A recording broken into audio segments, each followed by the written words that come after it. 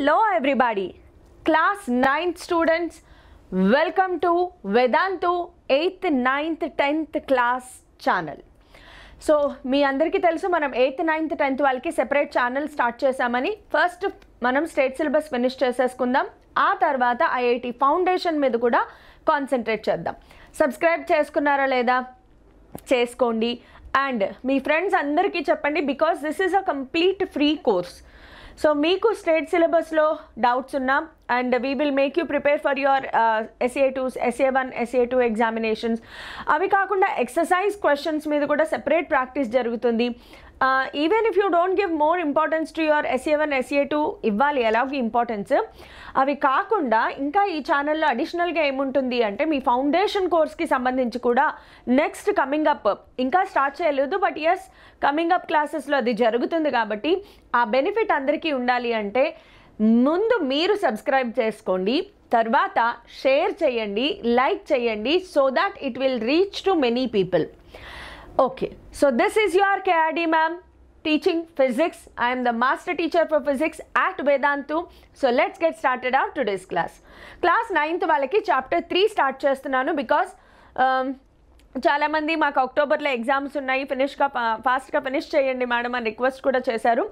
Will try to finish off the entire class in one shot, so that next క్లాస్లో నేను exercise questions full డీటెయిల్డ్గా explain చేయడం జరుగుతుంది.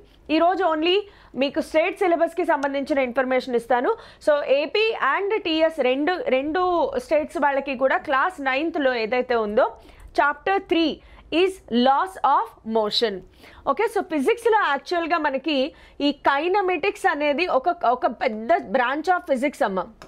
ఫిజిక్స్లో kinematics is a branch of physics. Okay, so kinematics ఎలాంటి branch of ఫిజిక్సో అలాగే dynamics అనేది కూడా ఒక బ్రాంచ్ ఆఫ్ ఫిజిక్స్ అనమాట. సో కైనమెటిక్స్లో ఏం నేర్చుకుంటాం మనము అంటే బేసికల్గా కైనమెటిక్స్లో we study only about the motion of the body. అంటే ఆ బాడీ ఏ స్పీడ్తో వెళ్తుంది, ఎంత డిస్టెన్స్లో వెళ్తుంది, ఎంత టైంలో ఎంత డిస్టెన్స్ కవర్ చేసింది, దాని స్పీడ్ పెరుగుతోందా తగ్గుతోందా, ఇలాంటి ఫ్యాక్టర్స్ని మాత్రమే మనం డిస్కస్ చేస్తాం ఎందులో కైనమెటిక్స్లో.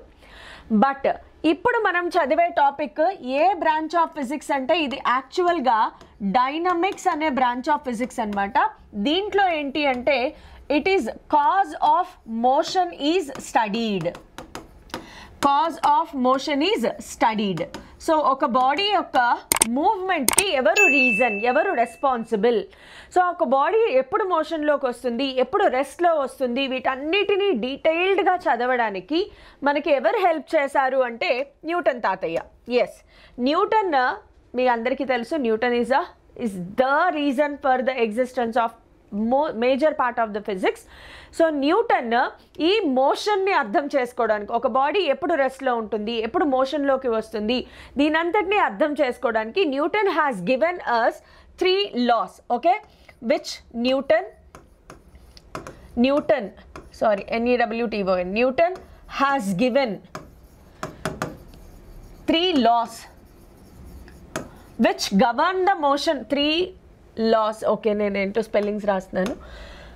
Newton has given 3 laws to us. ఈ లాస్ ఏంటి అంటే they govern the motion of a body. ఒక బాడీ మోషన్ ఎలా ఉండాలి అని డిసైడ్ చేయడానికి, అది మోషన్లోకి రావడానికి, రెస్ట్లోకి రావడానికి ఎవరు రెస్పాన్సిబుల్, దీని అంతటినీ డిసైడ్ చేయడానికి న్యూటన్ హ్యాస్ గివెన్ 3 laws. వాటినే మనము లాస్ ఆఫ్ మోషన్ అంటాం, ఎందుకంటే ఈ లాస్ ఒక బాడీ యొక్క మోషన్ని గవర్న్ చేస్తాయి. ఒక బాడీ రెస్ట్లో ఉన్నది మోషన్లోకి ఎలా వచ్చింది, మోషన్లో ఉన్న బాడీ రెస్ట్లోకి ఎలా వచ్చింది, ఇవన్నీ కూడా డిసైడ్ చేయడానికి హెల్ప్ అవుతాయి. కాబట్టి వీటిని న్యూటన్స్ లాస్ ఆఫ్ మోషన్ అన్నామన్నమాట. సో టోటల్గా 3 laws ఉంటాయి. అయితే ఆ 3 lawsకి వెళ్ళే ముందు కొంచెం బ్యాక్గ్రౌండ్ స్టోరీ కూడా తెలుసుకుందాము.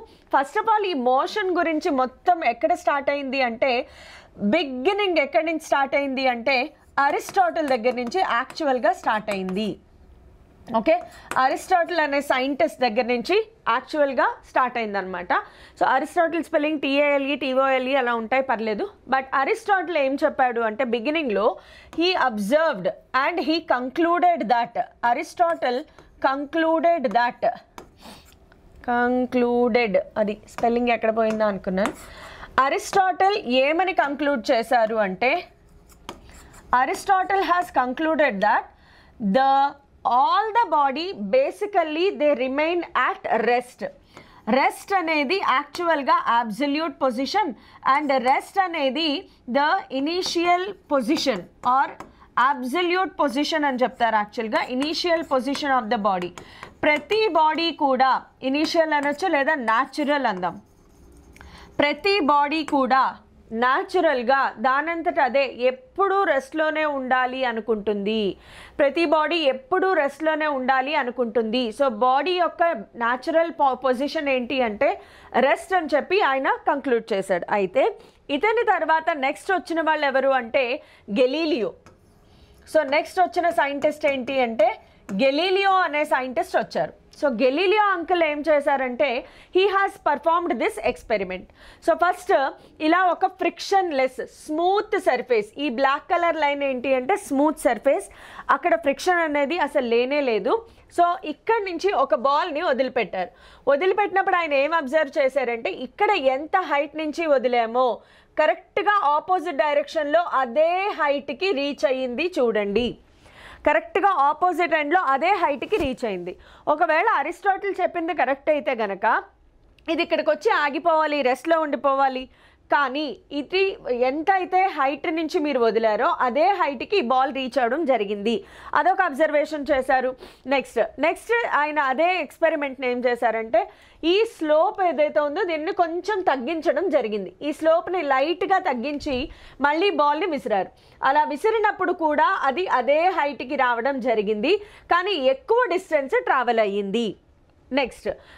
నెక్స్ట్ థర్డ్ దాంట్లో ఏం చేశారు, దీనిని కొంచెం ఇంక్లైన్డ్ తగ్గించాం, ఇంకా తగ్గించి హారిజాంటల్గా మేక్ చేశారు. అలాంటప్పుడు ఈ బాల్ ఒకవేళ highly smooth and frictionless surface, ఈ బ్లాక్ కలర్ లైన్ మనం ఏం కన్సిడర్ చేస్తామంటే it is a very highly smooth surface. అంటే అసలు friction almost zero. Highly smooth surface అంటే ఏంటమ్మా friction almost zero. Friction zero అయితే గనక గెలీలియో ఏం అబ్జర్వ్ చేశాడంటే ఈ బాల్ ఇక్కడ ఆగిపోకుండా ఈ ఆరో మార్క్ చూసారు కదా, ఈ బాల్ ఇలా కంటిన్యూ అవుతూనే ఉంది, వెళ్తూనే ఉంది, బాల్ ఆగలేదు. But according to Aristotle ball ఆగిపోవాలి because the natural position of a body is to stay at rest. కానీ ఫ్రిక్షన్లెస్ స్మూత్ సర్ఫేస్ మీద ఇది ప్రాక్టికల్గా నాట్ పాసిబుల్. బట్ ఎస్ ఇమాజిన్ చేసుకుంటే గనక ఈ బాల్ అసలు ఆగదు కదా, అలా వెళ్ళిపోతూనే ఉంటుంది.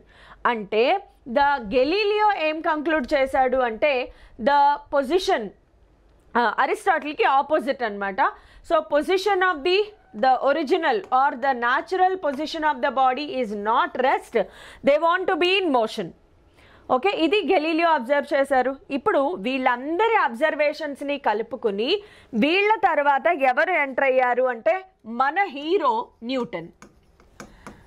సో న్యూటన్ ఏం కంక్లూడ్ చేశాడంటే గెలీలియో అబ్జర్వేషన్స్ అరిస్టాటిల్ అబ్జర్వేషన్స్ రెండూ కరెక్టే. సో ఒక బాడీ రెస్ట్లోనూ ఉండొచ్చు, మోషన్లోనూ ఉండొచ్చు.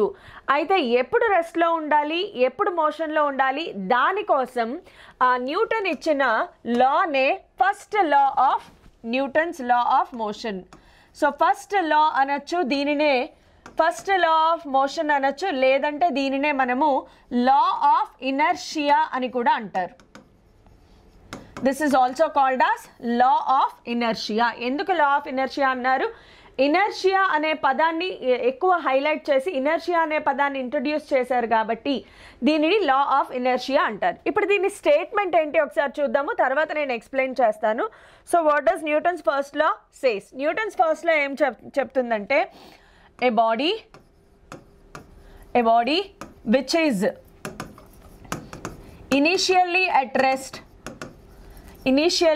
at rest would continue in state of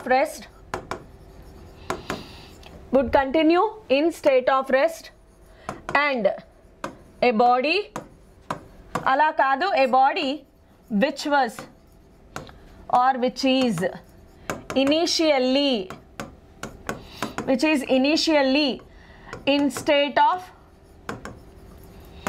uniform straight line motion, uniform straight line motion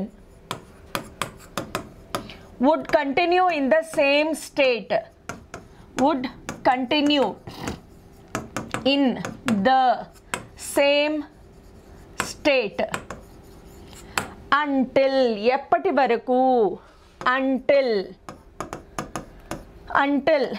acted upon by an external force, so ఇందులో keywords ఏంటి చూడండి. ఒక body which was initially at rest, మీరు observation start చేసే టైంకి ఒక body రెస్ట్లో ఉంది, అది అలా రెస్ట్లో ఉండడానికే ఇష్టపడుతుంది. ఎప్పటి వరకు? దాని మీద ఒక ఎక్స్టర్నల్ బయట నుంచి ఒక ఫోర్స్ యాక్ట్ అవ్వనంత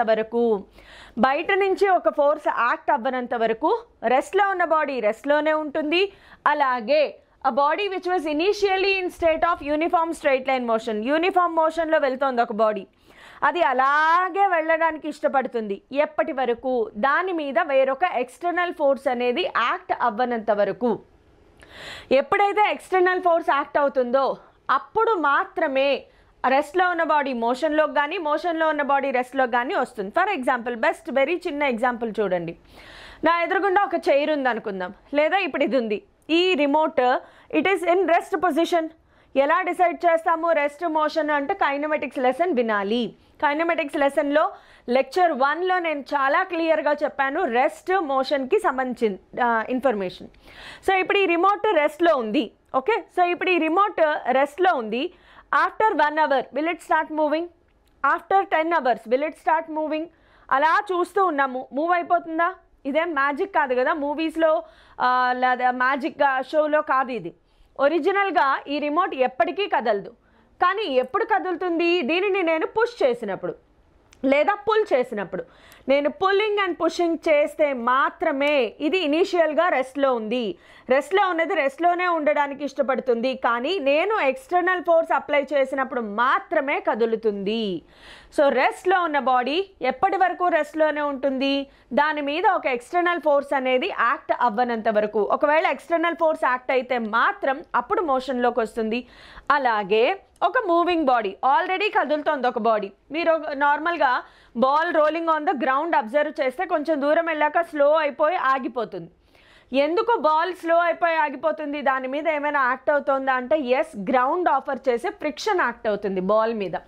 మీరు అబ్జర్వ్ చేస్తే ఇది గ్రౌండ్ అనుకోండి, ఇది బాల్.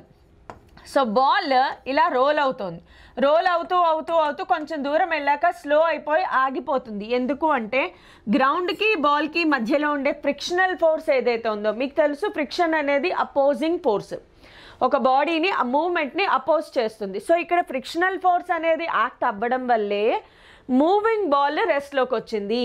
సో ఇందాకటి ఎగ్జాంపుల్లో లాగా ఒకవేళ హైలీ స్మూత్ సర్ఫేస్ తీసుకున్నాము అనుకోండి, బాల్ రెస్ట్లోకి వస్తుందా? రాదు. బాల్ రెస్ట్లోకి రానే రాదు, బికాస్ దానిని ఆపే ఫోర్స్ ఏమీ లేదు. అంటే ఇనీషియల్గా మోషన్లో ఉన్న బాడీ అదే మోషన్లో అలాగే కంటిన్యూ అవ్వడానికి ఇష్టపడుతుంది. ఓకే, సో ఇది మన ఫస్ట్ లా చెప్తుంది అనమాట. సో ఫస్ట్ లా బేసికల్గా ఏం చెప్తుంది అంటే రెస్ట్లో ఉన్న బాడీ మోషన్లోకి రావాలి అన్నా, మోషన్లో ఉన్న బాడీ రెస్ట్లోకి రావాలి అన్నా ఖచ్చితంగా దాని మీద ఒక ఫోర్స్ అనేది యాక్ట్ అవ్వాలి. ఓకే, సో ఇప్పుడు ఇనర్షియా అనే పదం ఎక్కడి నుంచి వచ్చింది మరి అంటే ఇదే. ఇనర్షియా అనే పదానికి మీనింగ్ ఏంటి అంటే first of all the tendency, tendency అంటే విల్లింగ్నెస్ అమ్మ, the tendency of a body, the tendency of a body to stay in a particular state, particular state. ఇండైరెక్ట్గా చాలా జనరల్గా చెప్పాలి అంటే ఇనర్షియా అంటే లేజినెస్ అనమాట. కూర్చొని ఉన్నది బాడీ అలా కూర్చోడానికి ఇష్టపడుతుంది, కానీ లేచి దానంతట అది మూవ్ అవ్వాలంటే ఇష్టపడదనమాట. మన బాడీ, మన బ్రెయిన్ కూడా అంతే కదా, లేజినెస్. రీల్స్ చూడడం మొదలు పెట్టాము అంటే మన బ్రెయిన్ అక్కడే స్టక్ అయిపోద్ది. ఇంకా ఆ రీల్స్లో నుంచి బయటికి రావడానికి మన బ్రెయిన్ ఇష్టపడదు, అవునా? అది కూడా ఇనర్షియా ఒక రకంగా లేజినెస్ అనమాట. సో అది వేరు. బట్ ఎస్, రీల్స్ చూడడం తగ్గించండి, చదువు మీద కాన్సన్ట్రేట్ చేయండి, because you have a lot of bright future to achieve so many things in your life. Anyway, so inertia అంటే in a kind of laziness అనమాట. రెస్ట్లో ఉన్న బాడీ రెస్ట్లోనే ఉండడానికి ఇష్టపడుతుంది, దాని పొజిషన్లో చేంజ్ తీసుకురావడానికి ఇష్టపడదు. దానంతట అదే రెస్ట్లో ఉన్న బాడీ మోషన్లోకి ఎందుకు రాదు అంటే బికాజ్ ఆఫ్ ఇనర్షియా. ఆల్రెడీ మోషన్లో ఉన్న బాడీ మోషన్లోనే ఉండడానికి ఇష్టపడుతుంది, రెస్ట్లోకి రావడానికి ఇష్టపడదు, దానినే మనము ఇనర్షియా అంటాం. సో ఇనర్షియాలో యాక్చువల్గా చాలా రకాలు ఉంటాయి. బేసికల్గా స్పెసిఫిక్గా చెప్పుకోవాలి అంటే inertia of rest, inertia of motion, next inertia of direction, inertia of direction. Inertia of rest ante enti? Obvious ga rest పొజిషన్లో ఉన్న బాడీ మోషన్లోకి రావడానికి ఇష్టపడదు, రెస్ట్లో ఉన్నది రెస్ట్లోనే ఉండడానికి ఇష్టపడుతుంది, దానిని ఇనర్షియా ఆఫ్ రెస్ట్ అంటాము. ఇనర్షియా ఆఫ్ మోషన్ అంటే ఆల్రెడీ ఒక బాడీ మోషన్లో ఉంది, అది అలా వెళ్ళడానికి ఇష్టపడుతుంది కానీ దానంతట అది ఆగిపోవడానికి ఇష్టపడదు, సో దానిని ఇనర్షియా ఆఫ్ మోషన్ అంటాము. మరి ఇనర్షియా ఆఫ్ డైరెక్షన్ అంటే ఏంటి? సో ఇది కూడా అంతే. స్ట్రైట్ లైన్లో ఒక బాడీ వెళ్తోంది అనుకోండి, స్ట్రైట్ లైన్లో వెళ్ళేది స్ట్రైట్ లైన్లో వెళ్ళడానికే ఇష్టపడుతుంది, కానీ మీరు ఎప్పుడైనా అబ్జర్వ్ చేశారా బాడీ దానంతట అదే ఓన్గా స్ట్రైట్ లైన్లో వెళ్ళేది సడన్గా టర్న్ తీసుకుని వెళ్ళింది కాదు, బయట నుంచి ఫోర్స్ మనం ఎగ్జర్ట్ చేయాలి. ఫర్ ఎగ్జాంపుల్, ఒక తాడికి స్టోన్ కట్టి మీరు విసిరారు అనుకోండి, అది అలా స్ట్రైట్ లైన్లోనే వెళ్తుంది, స్టోన్ ఇలా పక్కకి తిరిగిపోదు. కానీ అదే తాడును పట్టుకుని మీరు కంటిన్యూస్గా పుష్ చేస్తే, ఇలా మనం ఫోర్స్ అప్లై చేస్తే, అప్పుడు ఆ స్టోన్ సర్క్యులర్ మోషన్లో దాని డైరెక్షన్ మార్చుకుని సర్క్యులర్ మోషన్లో వెళ్తుంది. ఎక్కడైనా ఫోర్స్ అప్లై చేయడం ఆపేయండి, ఆ పాయింట్ నుంచి అలా స్ట్రైట్ లైన్లో వెళ్ళిపోతుంది. సో బాడీస్ అనేవి బేసికల్గా స్ట్రైట్ లైన్ మోషన్లో వెళ్ళడానికే ఇష్టపడతాయి. Until there is an external force acting. Force act అవ్వకపోతే స్ట్రైట్ లైన్లో వెళ్ళేది స్ట్రైట్ లైన్లో వెళ్ళడానికే ఇష్టపడుతుంది, దానినే మనము ఇనర్షియా ఆఫ్ డైరెక్షన్ అంటాము. ఓకే, సో ఇక్కడ కొన్ని ఎగ్జాంపుల్స్ ఆఫ్ ఫస్ట్లో పెట్టాను చూడండి. ఈ ఎగ్జాంపుల్లో అబ్జర్వ్ చేస్తే ఇనీషియల్గా మనిషి మోషన్లో ఉన్నాడు, ఈ ట్రాలీకి రాయి అడ్డం వచ్చింది అంటే ఈ రాయి ట్రాలీ మీద ఫోర్స్ అప్లై చేసింది, సో ట్రాలీ ఆగిపోయింది. కానీ మనిషి body initially it was in motion, so it want to continue in motion, so ముందుకి పడిపోయింది అనమాట. ఇది example of inertia of motion. This is an example of inertia of motion. Inertia of motion.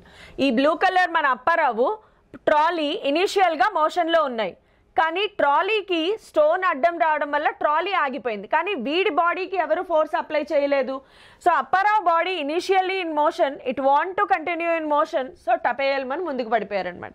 Same thing with బస్సులో కూడా మనం నిలబడి ఉన్నాము అనుకోండి, బస్సులో సడన్గా బ్రేక్స్ అప్లై చేశారు, బస్సులో సడన్గా బ్రేక్స్ అప్లై చేస్తే బస్సు ఆగిపోతుంది, కానీ మన body which was initially in motion it want to continue in motion. అలాగే ఆగి ఉన్న బస్సు సడన్గా మూవ్ అయింది, ఇది ఆగి ఉన్న బస్సు సడన్గా మూవ్ అయిందమ్మా, బస్సు మీద ఫోర్స్ అప్లై చేశారు, కానీ వీడి బాడీ రెస్ట్లో ఉన్నది రెస్ట్లోనే ఉండడానికి ఇష్టపడుతుంది, కదలను అంటుంది. కాళ్ళు కదిలిపోయాయి, బాడీ అక్కడే ఉంది, సో వెనక్కి పడతారనమాట. So this is an example of inertia of rest. Inertia of rest, bus మీద ఫోర్స్ అప్లై చేయడం వల్ల బస్సు ముందుకు మూవ్ అయింది, కానీ బాడీ రెస్ట్లో ఉన్నది రెస్ట్లోనే ఉండడానికి ఇష్టపడుతుంది, కానీ కాళ్ళు బస్సుకి అతుక్కు ఉండడం వల్ల కాళ్ళు ముందుకెళ్ళాయి కానీ బాడీ అక్కడే ఉందన్నమాట. So we fall backwards when bus suddenly starts, we fall backwards due to inertia of rest. We fall in forward direction when bus suddenly stops due to inertia of motion. అలాంటిదే ఇదొక example చిన్నది. So ఈ card మీద ఒక coin ఉంది, ఈ కార్డ్ని పట్టుకుని లాగాం కానీ కాయిన్ మీద ఎలాంటి ఫోర్స్ అప్లై చేయలేదు, కాబట్టి ఇక్కడున్న కాయిన్ ఇక్కడే ఉంటుంది, ఖాళీగా ఉండడం వల్ల గ్లాస్ లోపలికి పడిపోతుంది due to gravity. So this is also an example of inertia of rest. Coin ఇనీషియల్గా రెస్ట్లో ఉంది, it want to continue in state of rest, force ఎవరి మీద అప్లై చేశారు? కేవలం కార్డ్బోర్డ్ మీద మాత్రమే ఫోర్స్ అప్లై చేశారు. సో కార్డ్బోర్డ్ మూవ్ అయింది, కానీ కాయిన్ మీద ఏదైతే ఉందో అది ఇనీషియల్గా రెస్ట్లో ఉంది, తర్వాత కూడా రెస్ట్లోనే ఉంది. సో ఇలా చాలా ఎగ్జాంపుల్స్ చెప్పుకోవచ్చు. సో ఇవన్నీ కూడా న్యూటన్స్ ఫస్ట్ లా application. So Newton's first law ఏం కంక్లూడ్ చేసింది అంటే, the body which was initially in state of rest, it wants to continue in state of rest ఎప్పటి వరకు? దాని మీద బయట నుంచి ఒక ఫోర్స్ యాక్ట్ అవ్వనంత వరకు. అలాగే a body which was initially in motion, it wants to continue in state of motion ఎప్పటి వరకు? దాని మీద ఒక ఎక్స్టర్నల్ ఫోర్స్ యాక్ట్ అవ్వనంత వరకు. So Newton's first law force గురించి మాట్లాడుతుంది బేసికల్గా. Okay, have you understood? And దెన్ని లా ఆఫ్ ఇనర్షియా అని ఎందుకంటారు? అర్థమైంది కదా. లా ఆఫ్ ఇనర్షియా అని ఎందుకంటారమ్మా? Because it speaks about inertia. So Newton's first లాలో ఈ ఫోర్స్ గురించి ఏదైతే మాట్లాడారో ఆ ఫోర్స్ని ఇంకొంచెం డీటెయిల్డ్గా ఎక్స్ప్లెయిన్ చేయడానికి, ఆ ఫోర్స్ గురించి మనకి ఇంకా బాగా అర్థం కావడం కోసం న్యూటన్స్ సెకండ్ లా అనేది హెల్ప్ అవుతుంది. So now moving on to Newton's second law.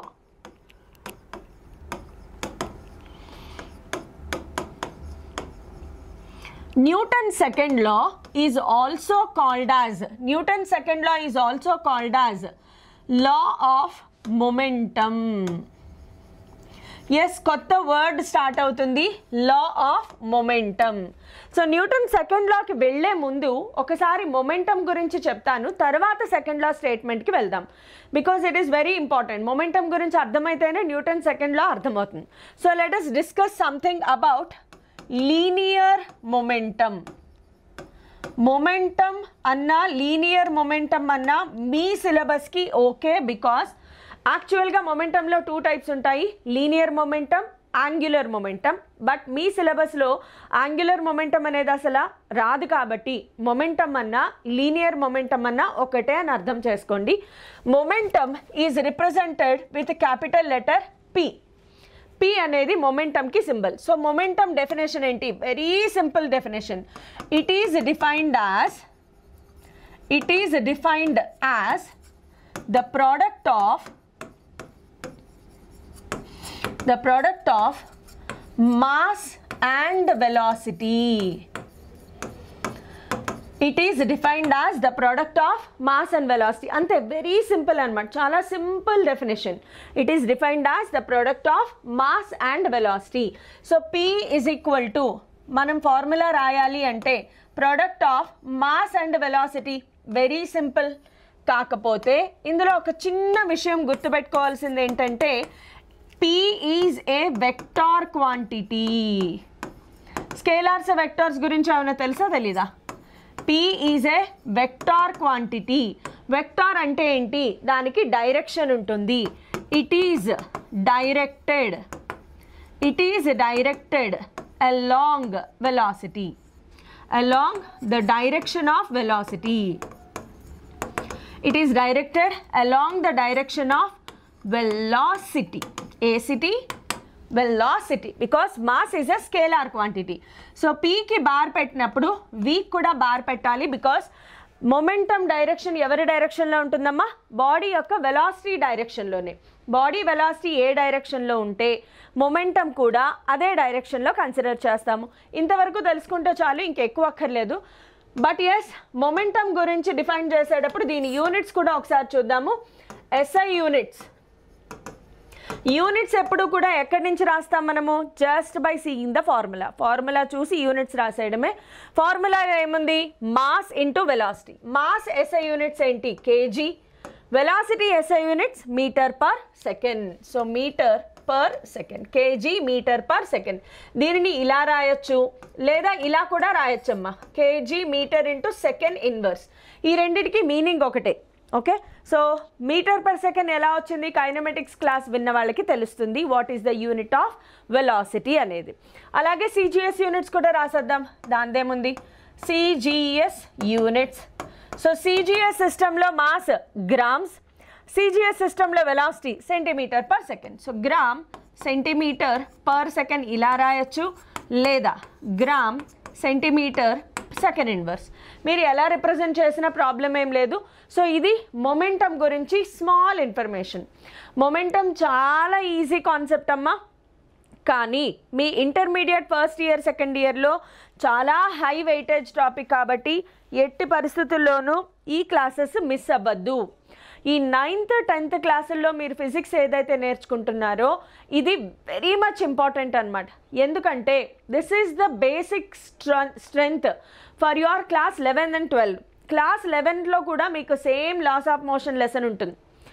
Class 11లో కూడా సేమ్ లాస్ ఆఫ్ మోషన్ ఉంటుంది. అక్కడ కూడా ఇదే మొమెంటం గురించి మళ్ళీ నేర్చుకుంటారు. సో ఇప్పుడే నేర్చేసుకున్నారనుకోండి, ఇంటర్మీడియట్ ఫస్ట్ ఇయర్ చాలా ఈజీగా స్మూత్గా అయిపోతుంది. మీరు ఎక్కువ కష్టపడక్కర్లేదు. బేసిక్ స్ట్రాంగ్గా ఉంటే ఇంటర్ ఫస్ట్ ఇయర్ సెకండ్ ఇయర్లో పెద్దగా కష్టపడక్కర్లేదు. కానీ మీ బ్రదర్స్ అండ్ సిస్టర్స్ సీనియర్స్ ఎవరైతే ఉన్నారో వాళ్ళు ఇప్పుడు చాలా స్ట్రగుల్ అవుతారు. బికాస్ వాళ్ళు 8th 9th 10th చదివే టైంలో కోవిడ్. సో కోవిడ్ టైంలో మీ అందరికీ తెలుసు, అందరి చదువులు గాల్లో కలిసిపోయాయి. అలాగా సెల్ ఫోన్లలో కలిసిపోయాయి అని చెప్పచ్చు. సెల్ ఫోన్ రీల్స్లో కొట్టుకుపోయాయి అనమాట. సో ఇప్పుడు వాళ్ళు చాలా ఇబ్బంది పడుతున్నారు. మీరు అలా ఇబ్బంది పడకూడదు అంటే మీ 8th 9th 10th క్లాసుల్లో ఫిజిక్స్ కెమిస్ట్రీ మ్యాథ్స్ ఏదైతే ఉందో దీనిని చాలా చాలా స్ట్రాంగ్ చేసుకోండి. మీకు నిజంగా చాలా హెల్ప్ అవుతుంది. సేమ్ మొమెంటం మీరు మళ్ళీ ఇంటర్ ఫస్ట్ ఇయర్లో చదువుతారు లాస్ ఆఫ్ మోషన్లో. మీరు ఇప్పుడే నేర్చేసుకుంటున్నారు. సో మొమెంటం అంటే అర్థమైంది కదా. లీనియర్ మొమెంటం అంటే ఏంటమ్మా? Momentum is just simple, it is the product of mass and velocity. మాస్ని వెలాసిటీని మల్టిప్లై చేస్తే చాలు, మొమెంటం వచ్చేసినట్లే. That's it. ఓకే, సో ఇప్పుడు సెకండ్ లాలోకి వెళ్దాం. ఇప్పుడు న్యూటన్ సెకండ్ లా ఏం చెప్తుంది ఒకసారి స్టేట్మెంట్ చూద్దాం. What does Newton second law says? Newton second law statement ఏం చెప్తుంది అంటే, in any system the force applied is directly proportional to the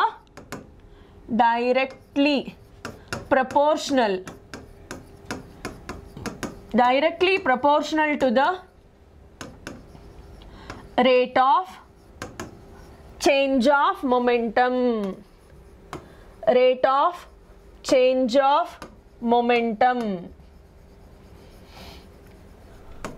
so ఇదే చిన్న స్టేట్మెంట్ ఎలా ఉందో ఫార్ములా కూడా అలాగే రాస్తాము. సో ఇక్కడ ఏమిచ్చారు చూడండి. The force acting on any body if F is the force acting on a body అనుకుందాం.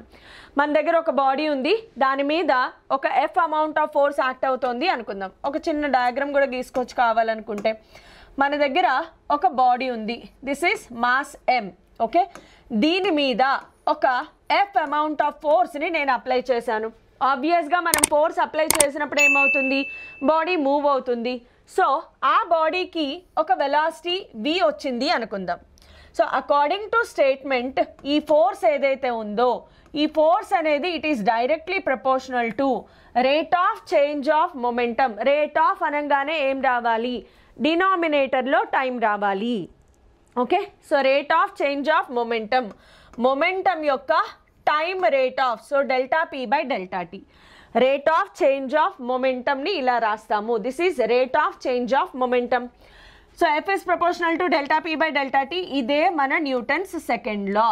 అయితే దీనిని ఇలా వదిలేయకుండా మనం ఏం చేస్తామంటే చిన్న డెరివేషన్ చేస్తాము. చూడండి, since we know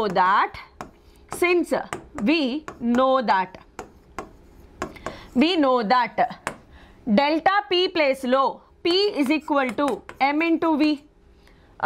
linear momentum P is equal to mass into velocity. ఇప్పుడు మొమెంటంలో చేంజ్ రావాలి అంటే వెలాసిటీలో చేంజ్ రావాలా, మాస్లో చేంజ్ రావాలా అంటే మనకున్న 9th క్లాస్ సిలబస్ వరకు ఉన్న అండర్స్టాండింగ్లో ఒక మాస్, ఫర్ ఎగ్జాంపుల్ దీనిని ఇలా మూవ్ చేశాను. ఈ రిమోట్ని ఇలా మూవ్ చేసినప్పుడు దీని మాస్లో ఏమైనా చేంజ్ వస్తుందా? లేదు కదా. నేను పరిగెడుతున్నాను, నేను ఎంత స్పీడ్గా పరిగెట్టినా నా మాస్లో చేంజ్ వస్తుందా? లేదు. సో మాస్ ఆల్వేస్ కాన్స్టెంట్గా ఉంటుంది. బాడీ వెలాసిటీలో చేంజ్ రావచ్చు కదా. స్పీడ్గా పరిగెత్తచ్చు, స్లోగా పరిగెత్తచ్చు, బాడీ వెలాసిటీలో చేంజ్ రావచ్చు, కానీ బాడీ మాస్లో చేంజ్ వస్తుందా? రాదు. సో మాస్ కాన్స్టెంట్గా ఉంటుంది కాబట్టి if I right any change in momentum, mass కాన్స్టెంట్గా ఉంటుంది, వెలాసిటీలో మాత్రమే చేంజ్ వస్తుంది.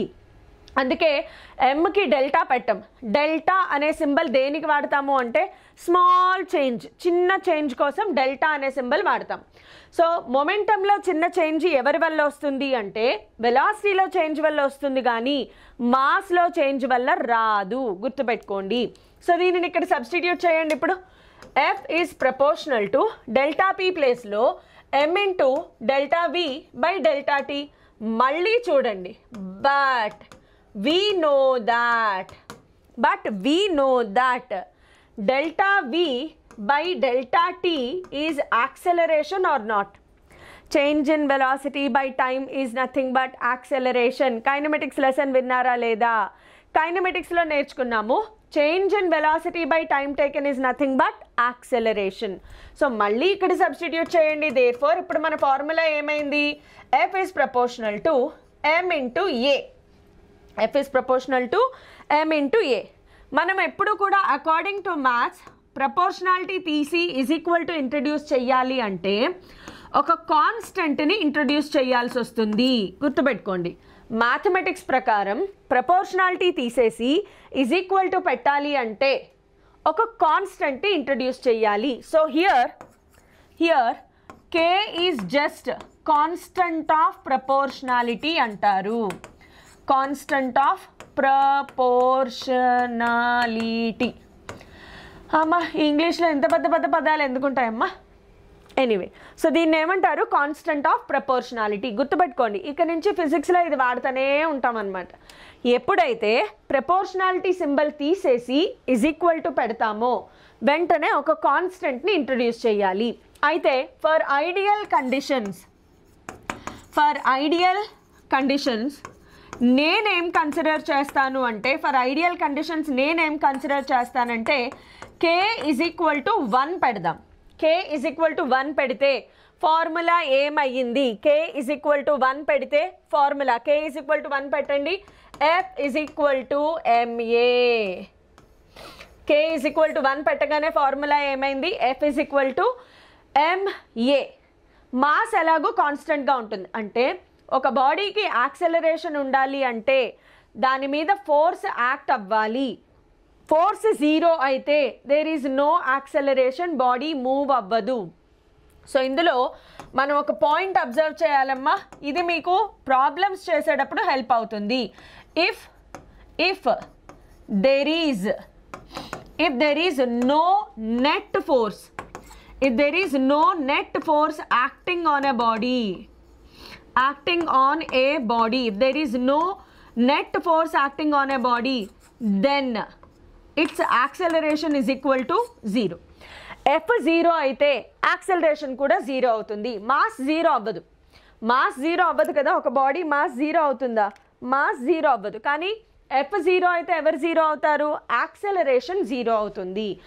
f 0 కాలేదు అంటే యాక్సెలరేషన్ ఉంది. దీనికి నేను ఒక చిన్న ఎగ్జాంపుల్ చెప్తాను, చూడండి. ఇప్పటి నుంచి మనం డ్రా చేసే వాటిని ఫ్రీ బాడీ డయాగ్రమ్స్ అంటాము. అయితే ఫ్రీ బాడీ డయాగ్రమ్స్ గురించి నేను మీకు ప్రాబ్లమ్స్ చేసేటప్పుడు ఇంకా క్లియర్గా ఎక్స్ప్లెయిన్ చేస్తాను. ఫ్రీ బాడీ డయాగ్రమ్స్ ఎలా డ్రా చేయాలి, ఎలా అర్థం చేసుకోవాలి, ఇది నేను ప్రాబ్లమ్స్ చేసేటప్పుడు మళ్ళీ ఇంకా బాగా ఎక్స్ప్లెయిన్ చేస్తాను. But right now free body diagram అంటే ఏంటి? ఇదే ఫ్రీ బాడీ డయాగ్రామ్ని మనం షార్ట్కట్లో FBD అంటాం. ఓకే, ఫ్రీ బాడీ డయాగ్రామ్నే షార్ట్కట్లో ఏమంటారమ్మా? FBD. ఫ్రీ బాడీ డయాగ్రామ్ అంటే ఏంటి? ఏం లేదు, ఒక బాడీకి ఫ్రీగా గీసే డయాగ్రామ్నే ఫ్రీ బాడీ డయాగ్రామ్ అంటారు. పాదయాత్ర అంటే ఏంటో మీకు తెలుసా అమ్మా? పాదాల మీద నడిచే యాత్ర. అలాగా ఫ్రీ బాడీ డయాగ్రామ్ అంటే ఎటువంటి డబ్బులు ఇవ్వకుండా ఫ్రీగా ఒక బాడీకి డయాగ్రామ్ గీయడాన్ని ఫ్రీ బాడీ డయాగ్రామ్ అంటారు. But this is only for comedy. అలా కాదు, ఫ్రీ బాడీ డయాగ్రామ్ ఏం చెప్తుంది మనకి అంటే నీ దగ్గర ఉన్న ఒక బాడీ మీద ఎన్ని ఫోర్సులు, ఏ ఫోర్సులు ఏ డైరెక్షన్స్లో యాక్ట్ అవుతున్నాయి అది చెప్పడానికి మనం ఫ్రీ బాడీ డయాగ్రామ్ అంటాము. సో ఫ్రీ బాడీ డయాగ్రామ్ ఏం చెప్తుందమ్మా? నీ దగ్గర ఉన్న ఒక బాడీ మీద ఏ డైరెక్షన్స్లో ఏ ఫోర్సులు యాక్ట్ అవుతున్నాయి అది చెప్పడాన్ని మనం ఫ్రీ బాడీ డయాగ్రామ్ అంటాము. ఫర్ ఎగ్జాంపుల్, నా దగ్గర ఒక మాస్ M ఉంది. దీని మీద ఈ డైరెక్షన్లో F is equal to మనకి F1 is equal to 2 Newton's force act అవుతోంది అనుకుందాం. ఈ డైరెక్షన్లో 2 న్యూటన్స్ ఫోర్స్ యాక్ట్ అవుతోంది. అలాగే ఇటు నుంచి F2 is equal to 10 Newton's force act అవుతుంది. ఒకవైపు నుంచి మన రాణా, ఒకవైపు నుంచి ప్రభాస్, బాహుబలి, అలాగే రాణా పేరు మర్చిపోయాను క్యారెక్టర్, బట్ ఎస్ ఒకవైపు నుంచి రాణా, ఇంకోవైపు నుంచి ప్రభాస్, ఇద్దరు పుష్ చేస్తున్నారు. ఇప్పుడు ఈ బ్లాక్ మూవ్ అవుతుందా అవ్వదా? What is the net force అని అడుగుతారు క్వశ్చన్లో. Find the net force. యాక్చువల్గా వీటన్నిటిలోనూ మనం బాగా గుర్తుపెట్టుకోవాల్సింది force is a vector quantity. అంటే డైరెక్షన్తో పాటు కన్సిడర్ చేయాలి. అండ్ మనం మ్యాథమెటికల్గా కానీ ఫిజిక్స్లో కానీ డైరెక్షన్ని ఎలా అనాలిసిస్ చేస్తాము అంటే by putting plus or minus symbol. Okay, direction ఎప్పుడు కూడా ప్లస్ మైనస్ సింబల్తో మనం అటాచ్ చేస్తాం.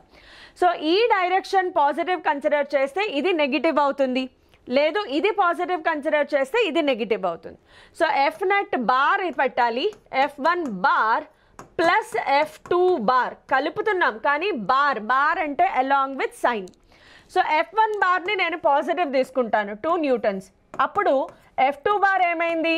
-10 న్యూటన్స్ రాయాలి. సో -8 న్యూటన్స్ అనేది ఆన్సర్. ఎందుకు మైనస్ సింబల్ పెట్టాము అంటే force is a vector quantity. Bar ఉంది అంటే అలాంగ్ విత్ సింబల్ కన్సిడర్ చేయాలి.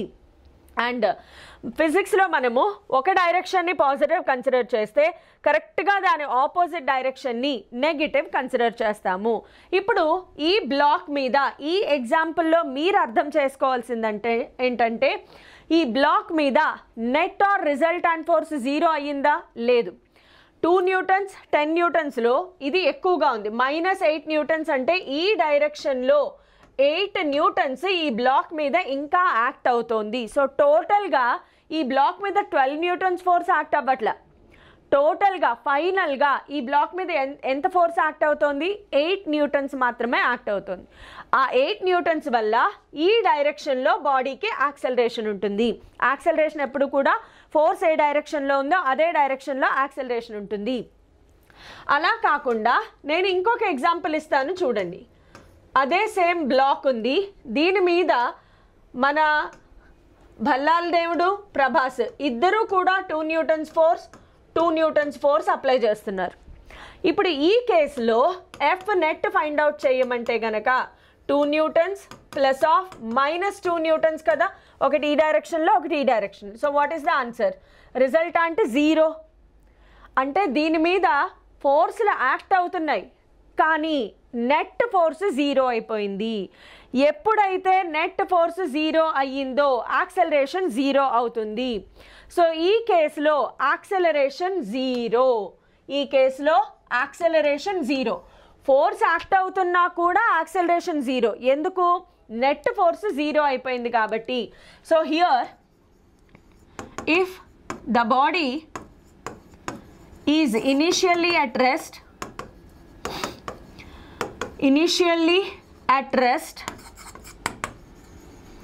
then it will continue in rest position.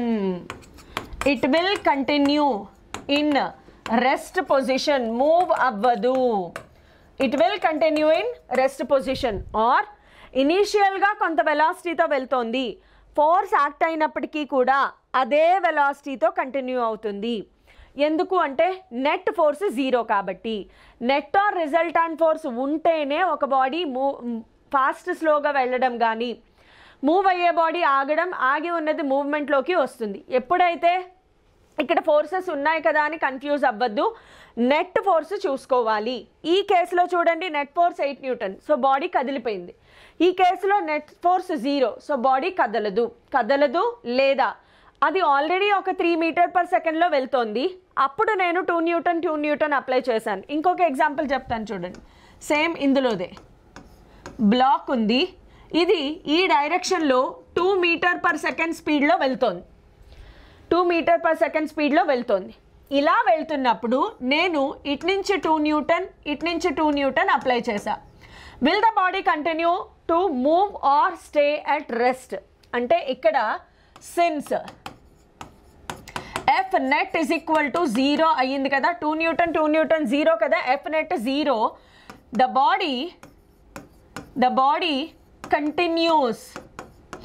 body continues to move with 2 meter per second speed.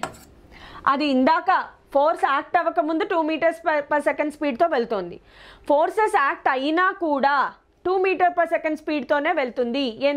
ఎందుకంటే net force 0 అయిపోయింది కాబట్టి. ఒకవేళ నెట్ ఫోర్స్ 0 కాకపోతే అప్పుడు బాడీ మూవ్ అవుతుంది. సో ఇదంతా కూడా చాలా ఇంపార్టెంట్ డిస్కషన్ అమ్మా. సో న్యూటన్ సెకండ్లో ఏం చెప్తుంది అంటే F net force, net or resultant force 0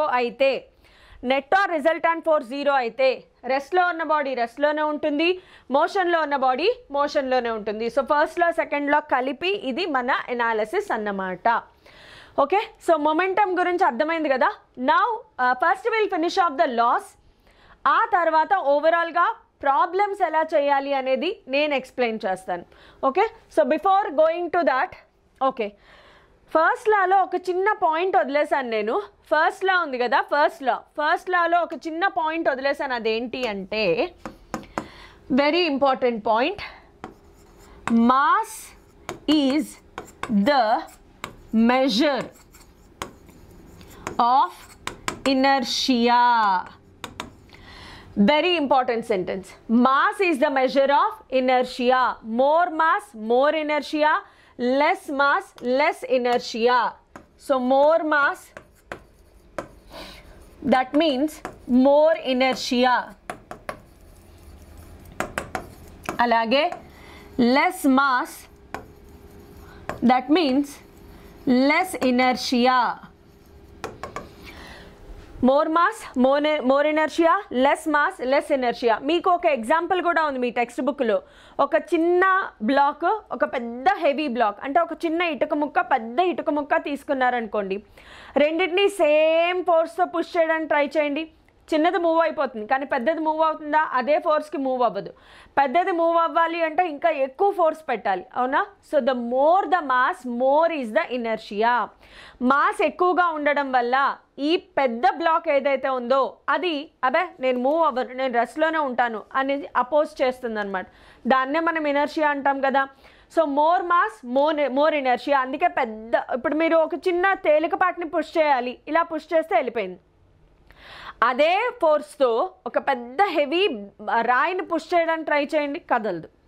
అంటే దానికి మాస్ ఎక్కువ కాబట్టి దానికి ఇనర్షియా ఎక్కువ. సో ఇదొకటి చాలా ఇంపార్టెంట్ ఫస్ట్ లాలో. సెకండ్ లా కంప్లీట్గా అర్థమైంది కదా. Second law completely speaks about inertia. Second law completely speaks about momentum.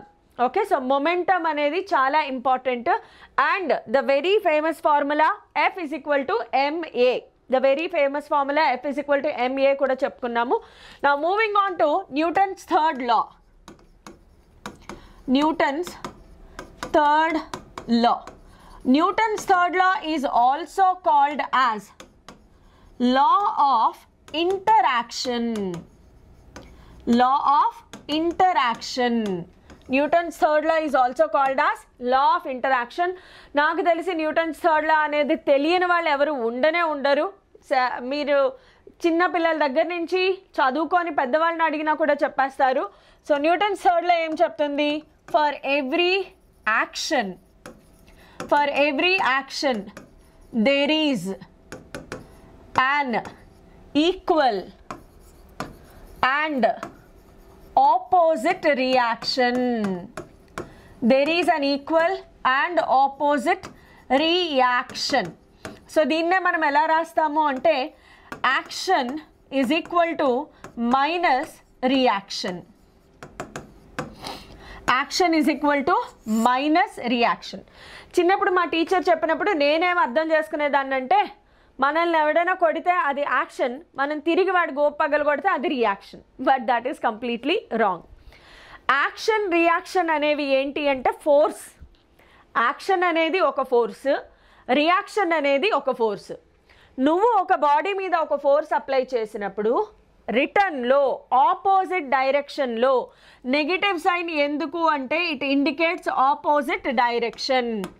Note గుర్తుపెట్టుకోండి, ఇందులో negative sign indicates opposite direction. Negative sign దేన్ని ఇండికేట్ చేస్తుందమ్మా? ఆపోజిట్ డైరెక్షన్ని ఇండికేట్ చేస్తుంది. సో నువ్వు ఒక ఫోర్స్ని అప్లై చేసినప్పుడు సేమ్ అదే అమౌంట్ ఆఫ్ ఫోర్స్ ఆపోజిట్ డైరెక్షన్లో వస్తుంది. సో యాక్షన్ రియాక్షన్ అనేవి ఫోర్సెస్.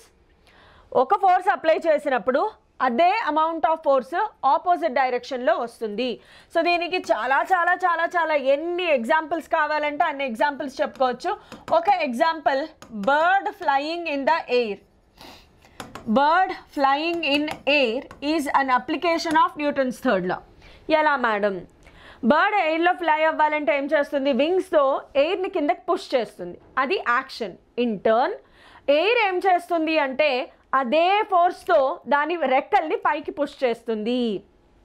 సో అది కిందకి పుష్ చేస్తుంది, ఎయిర్ దాని రెక్కల్ని పైకి పుష్ చేస్తుంది.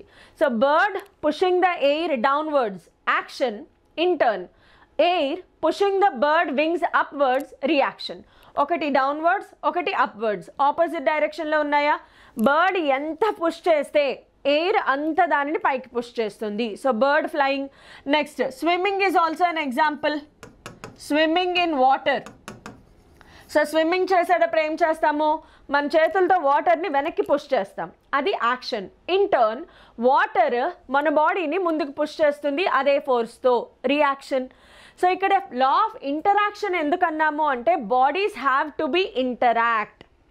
ఖచ్చితంగా ఈ లా అప్లై అవ్వాలి అంటే కండిషన్ ఏంటి అంటే, ఈ లా అప్లై అవ్వాలి అంటే కండిషన్ ఏంటి అంటే bodies must be interacting with each other. Bodies must be interacting. Interacting అంటే ఏంటమ్మా? ఒకదానితో ఒకటి ఇంటరాక్ట్ అవ్వడం. ఓకే, ఒకదానితో ఒకటి ఖచ్చితంగా కాంటాక్ట్లో ఉండాలి. సో ఇంటరాక్టింగ్ అనే పదం ఉంది కాబట్టి దీన్ని లా ఆఫ్ ఇంటరాక్షన్ అంటాము. సో ఇలాగా rocket propulsion. So rocket propulsion అనేది అనదర్ ఎగ్జాంపుల్. సో మనం ఇలా ఒక రాకెట్ని కన్సిడర్ చేస్తే రాకెట్లో ఏం జరుగుతుంది?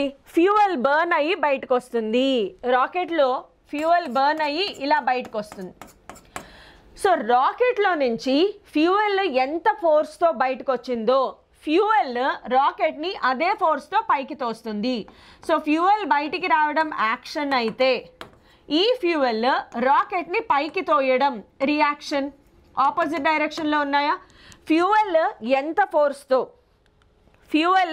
ఫోర్స్తో బయటికి పంపించబడిందో అదే ఫోర్స్తో ఫ్యూయల్ రాకెట్ని పైకి పంపిస్తుంది. సో ఇది యాక్షన్ రియాక్షన్. ఇలా న్యూటన్స్ థర్డ్ లాలో మనం ఎన్ని కావాలంటే అన్ని ఎగ్జాంపుల్స్ చెప్పుకోవచ్చు action reaction pairs. So now moving on to law of conservation of linear momentum. ఇదేంటి అని చెప్పుకున్నాము? It is a combination of Newton's second law and third law. Law of conservation of linear momentum. So conservation అనే పదానికి meaning ఏంటి అంటే momentum అనేది destroy అవ్వదు, create అవ్వదు. ఏదైనా కొలిజన్ జరిగినప్పుడు, ఏదైనా ఇన్సిడెంట్ జరిగినప్పుడు total momentum before collision, total momentum after collision remains constant. దీనినే మనము ఐసోలేటెడ్ సిస్టమ్ అంటాం. ఐసోలేటెడ్ సిస్టమ్ ఏంటి చెప్తాను చూడండి. ఫస్ట్ స్టేట్మెంట్ చూద్దాం. In case of isolated system, in case of isolated system, the total momentum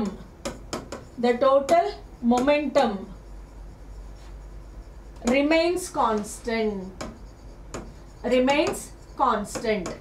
Isolated system అంటే ఏంటి నేను మీకు ఎగ్జాంపుల్ చెప్తాను చూడండి. లెట్ us consider ఇదొక గ్రౌండ్. ఈ గ్రౌండ్ మీద రెండు బాల్స్, ఒకటి మాస్ m1, రెండోది మాస్ m2 మూవ్ అవుతున్నాయి. m1 ఇనిషియల్గా హ్యాపీగా u1 వెలాసిటీతో వెళ్తుంది, m2 u2 వెలాసిటీతో అలా ఒకదాని వెనకాల వెళ్తున్నాయి అనమాట, నిబ్బి. కానీ ఇక్కడ u1 is greater than u2. Nibbi స్లోగా వెళ్తుంది, నిబ్బా స్పీడ్గా వస్తున్నాడు. జరిగేదేంటి? ఆఫ్టర్ సమ్ టైమ్ ఢమాల్ ఇద్దరు గుద్దుకుంటారు. సో రెండింటి మధ్యలో కొలిషన్ జరిగింది, m1 m2. కొలిషన్ జరిగినప్పుడు గుద్దుకున్నప్పుడు ఏం జరుగుతుంది, ఇది వెరీ ఇంపార్టెంట్. గుద్దుకున్నప్పుడు ఏం జరుగుతుంది అంటే M1 M2 మీద ఫోర్స్ ఎగ్జర్ట్ చేస్తే మరి అది ఊరుకుంటుందా? నాకు న్యూటన్స్ థర్డ్ లా తెలుసు అని M2 M1 మీద ఫోర్స్ ఎగ్జర్ట్ చేస్తుంది. సో M1 M2 మీద F12 అనే ఫోర్స్ ఎగ్జర్ట్ చేస్తే M2 M1 మీద ఆపోజిట్ డైరెక్షన్లో F21 అనే ఫోర్స్ ఎగ్జర్ట్ చేస్తుంది. ఆరో మార్క్ ఎందుకు పెట్టాను? ఆపోజిట్ డైరెక్షన్ అంటే నెగిటివ్ పెట్టాలి కాబట్టి. సో ఇందులో మనం అబ్జర్వ్ చేసేది ఏంటి అంటే F12 అంటే ఏంటమ్మా? కొలైడ్ అయినప్పుడు 1 2 మీద ఎగ్జర్ట్ చేసే ఫోర్స్. అదే టైంలో 2 కూడా 1 మీద ఫోర్స్ ఎగ్జర్ట్ చేస్తుంది. దాన్ని ఏమనుకున్నాం మనము? F21. ఇప్పుడు ఆ కొలిషన్ గుద్దుకున్నాయి, అయిపోయింది. ఆఫ్టర్ కొలిషన్ మళ్ళీ M1 M2 సెపరేట్ అయిపోయి ఎవరి దారిలో వాళ్ళు ఇది ఒక V1 వెలాసిటీతో ఇది ఒక V2 వెలాసిటీతో వెళ్ళడం మొదలుపెట్టాయి. సో బిఫోర్ ఆఫ్టర్ వెలాసిటీస్ మారిపోయాయి, కానీ according to this law momentum has to be conserved. So దీనికి మనం ప్రూఫ్ చేయడానికి ఏం చేస్తాము అంటే బిఫోర్ కొలిషన్ ఆఫ్టర్ కొలిషన్ ఒకసారి చూద్దాం. సో బిఫోర్ కొలిషన్ అలాగే after collision. Before collision after collision ఒకసారి చూస్తే బాడీ 1. సో బాడీ 1కి మొమెంటం ఏంటి? సో బాడీ 1కి బిఫోర్ కొలిషన్ బాడీ 1 అలాగే బాడీ 2, బాల్ 1 బాల్ 2 అనుకుందాం. బిఫోర్ కొలిషన్ దీని మొమెంటం ఎంత? M1 U1. బిఫోర్ కొలిషన్ దీని మొమెంటం ఎంత? M2 U2. అలాగే సేమ్ మళ్ళీ ఇక్కడ బాడీ 1 అండ్ బాడీ 2 తీసుకుందాము. ఆఫ్టర్ కొలిషన్ దీని మొమెంటం ఎంత? M1 V1. ఆఫ్టర్ కొలిషన్ దీని మొమెంటం ఎంత? M2 V2. సరే, బాగుంది. మరి ఇప్పుడు నెక్స్ట్ ఏం చేయాలి? Rate of change of momentum కావాలంటే చేంజ్ ఇన్ మొమెంటం కావాలి. సో ఫర్ బాడీ 1 బాడీ 1కి change in momentum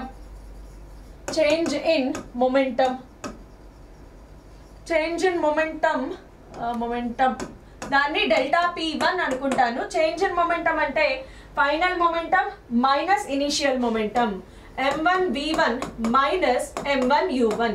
change in momentum ఎప్పుడు కూడా ఫైనల్ మొమెంటం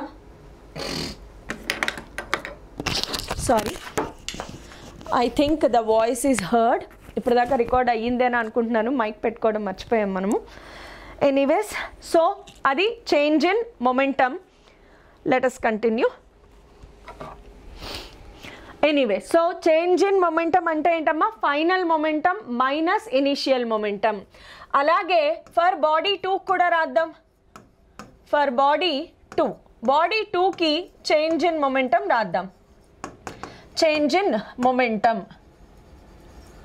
బాడీ 2కి change in momentum delta P2 is equal to M2 V2 minus M2 U2. Final momentum minus initial momentum. Okay, so delta P1 delta P2. ఇప్పుడు మనం second law apply చేద్దాం. According to Newton second law, according to Newton's second law, Newton second లా ఏం చెప్తుంది? Force is equal to delta P by delta T. K value 1 తీసుకుందాం. Delta P by delta T. So F12 bar రాస్తే గనక delta P1 by delta T. అదే టైంలో ఇప్పుడు F12 F21 ఎంత టైంలో, ఇది ఎంత టైంలో అయితే దీని మీద ఫోర్స్ ఎగ్జర్ట్ చేస్తుందో అదే టైంలో ఇది కూడా ఫోర్స్ ఎగ్జర్ట్ చేస్తుంది కాబట్టి టైం సేమ్గానే ఉంటుంది. F21 bar is equal to delta P2 by delta T. So value substitute చేయండి. F12 bar is equal to delta P1 ఏమొచ్చింది? M1 V1 minus M1 U1. M1 V1 minus M1 U1 by delta T. అలాగే F21 bar is equal to delta P2 చూడండి, M2 V2 minus M2 U2.